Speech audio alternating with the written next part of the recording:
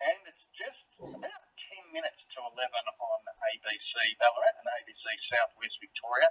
And a little later on, I'll tell you exactly when the Premier is due to speak, because he will be having his press conference. We think that that's happening just after 11, although he can be a little bit tardy on occasion.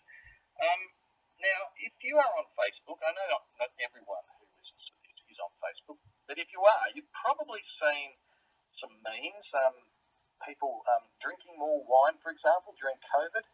I guess the principle is smoke, drink, be merry, that type of thing. But is this actually what's been happening? I hadn't actually seen some hard statistics on this until yesterday. A report from BetUni found there were higher levels of psychological distress in the community. And the result? Well, let's find out this morning. Good morning, Professor Aziz. How are you? Good morning. I'm good, thank you. Now, just to give us an idea, your background in health, so that listeners have an idea of where you're coming from. Sure. I'm a medical doctor, and then I built up my career on public health, health promotion, public health, epidemiology. So that is my background.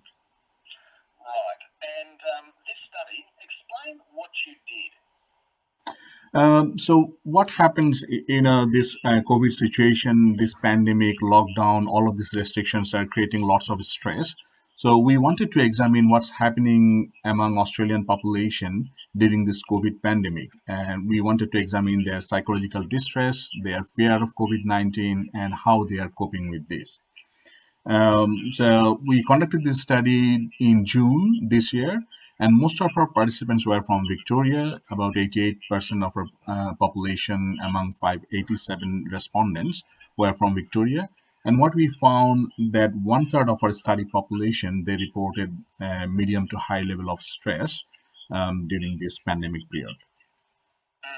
Not too much of that surprise. I guess that what would be interesting to you is the proportion of people. So your core findings, we'll get to the drinking and smoking a little later on, but Sure. In terms of psychological health, what were some of the core findings you found interesting? So one of these things is females reported higher level of stress. So that was really interesting to find, and it is important to focus on women's health, because what happens, females usually they take the more responsibility for caregiving roles, and sometimes they ignore their own health. So it is really important.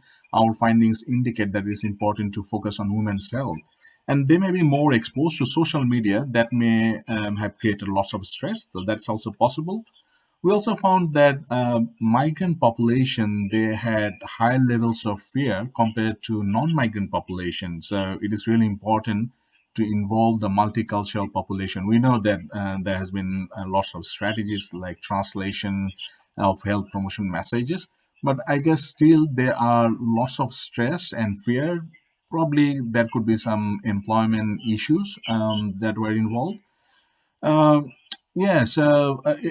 we also found the people who had mental illness before, they had lots of stress in during this period. So it is really important to look at those vulnerable population and what we can do to improve their well-being, because definitely their well-being was compromised during this pandemic period.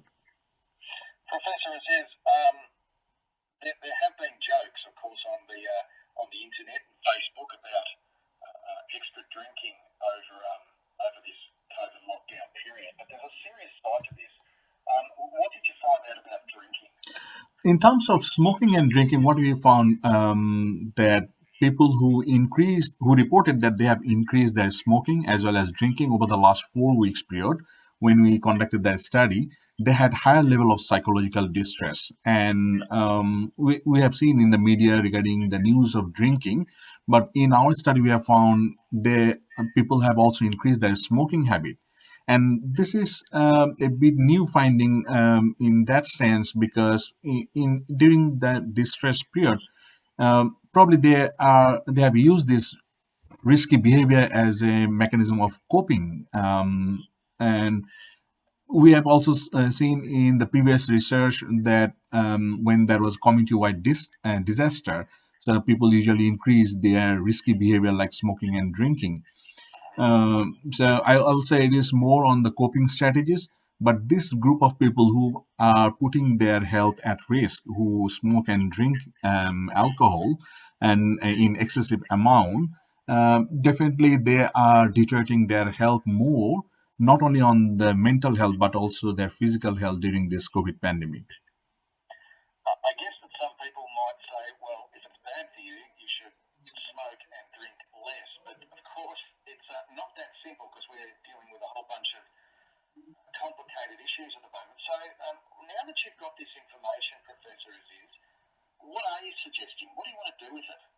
So what I will say, because we see lots of health awareness message, we see lots of messages what we need to do during this pandemic, how to deal with the distress and all of these things. But I guess the message regarding how to reduce smoking and how to address alcohol increase and how to cope with this thing, where you should go, these messages need to be highlighted more in the health awareness campaign during this period of uncertainty. So that is really important because it is the right time for working on intervention, and probably if we can think of specific targeted intervention for this group of people, I think that is really important. Comparing abstaining rather than harm reduction, we're full on that spectrum, Professor Aziz. So that's a good issue that you have brought out regarding this harm reduction, or specifically for smoking. There has been lots of debate regarding this, whether smokers can switch to something that is less harmful than smoking. And in that way, vaping or electronic cigarette came into discussion for the last few years. And there is a still global debate whether that is effective for harm reduction or not. And if you look at the science, there has been a number of good research that is showing yes, it is effective for smokers to reduce or to quit their smoking if they switch from smoking to vaping. So that is really an important strategy in terms of harm reduction, because the overall benefit is really more and the population health effect is more if people switch from more harmful to less harmful product. On the other hand, the one group of scientists will say, no, no, we should not promote this one, because the danger is if someone is non-smoker and if they think, oh yes, it is okay to try vaping or e-cigarette, that we don't want. We really want them, the smokers who try to quit multiple times and they failed and they relapse. If they can switch from more harmful to less harmful, definitely that will add more benefits to their health. I'm not saying that e-cigarette or vaping is harmless, but in terms of harm reduction, definitely that's a very good strategy. And we can, sorry, Keep going. and when we can see, and this could be managed through prescription. And in UK, they are doing this thing. Smokers can request prescription from their GPs, and they can have this prescription of electronic cigarette or vaping, and they can reduce their smoking. But in Australia, there is still debate is ongoing, and there's a new rule that's coming up on place from 1st of January that people who vape, they will not be able to buy their nicotine liquid without any prescription. So that is going to be a challenge for some of the vapors. But what I will say, it needs to be definitely regulated so that people have that choice, so that they can switch from their most harmful to less harmful product. There's that's about smoking, of course, and issues with that. Of course, we didn't touch too much, as much as I would have liked, on behavioural interventions with regard to alcohol, but we are running short of time. If people would like to read your report on this, where should they go? They can look at, definitely they can Google and they can find the research that we have conducted from Federation University Australia that is published in BMC Globalization and Health. So, and if they find, if they want to search Muhammad Aziz Rahman at L, they will be able to get this report. Dr. Muhammad Aziz Rahman, thank you for speaking with me this morning. Thank you. That is Dr. Muhammad Aziz Rahman, Rahman spelled R-A-H-M-A-N. Find University. He's an Associate Professor of Public Health. Thank you so much for your company today. And